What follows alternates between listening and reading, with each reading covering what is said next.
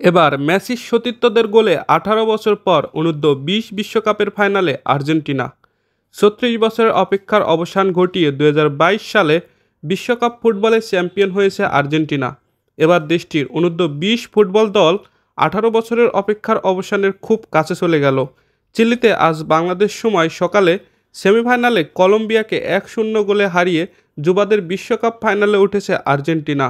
আর্জেন্টাইনদের জয়ের নায়ক লিওনেল মেসির inter Miami সতীর্থ মাতেও সিলভেত্তি ৭২ মিনিটে ম্যাচের একমাত্র গোলটি করেন। ১৯ বছর বয়সী এই ফরোয়ার্ড। বাংলাদেশ সময় আগামী সোমবার ভোরে সান্তিয়াগোতে ফাইনালে আফ্রিকান দল মরক্কোর মুখোমুখি হবে আর্জেন্টিনা।